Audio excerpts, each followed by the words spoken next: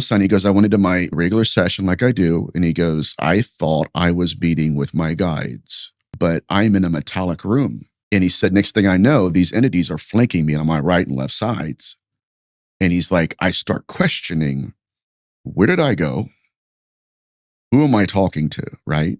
He said, I realized that the phenomenon or whatever these beings were, they appeared as one thing, but I knew there was something completely different and they sniffed it out.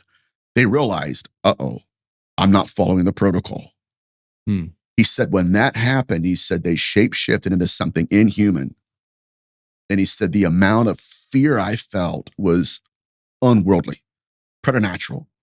And he said, that's when I slammed back into my body. He said, that's when I came downstairs. He said, I didn't know what had happened fully, but I knew I needed attention. The learning matrix is something we need to talk about too. The phenomenon evolves according to our awareness of it.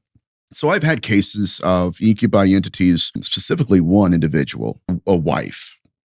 So the sexual pathology of the phenomenon is primarily women. Even the Vatican will say that 90% of the possession cases. This individual had reached out to me because she said, it's like, I've been being groomed by this entity. And I said, well, what does it look like? And it's always, right, an archetype from the mind. She said, well, at first, she's like, I was laying in bed. She said, I see this shadow figure move to my peripheral, my left side of my eye. She goes, I see it.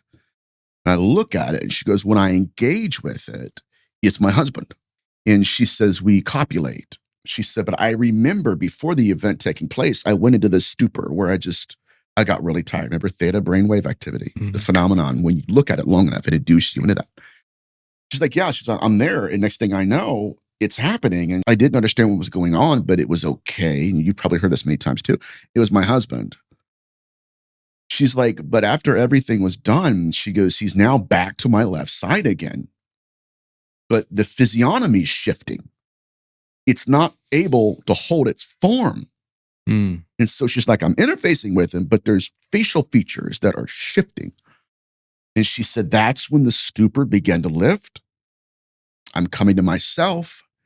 I'm looking at this entity. And then I realize my husband's not there.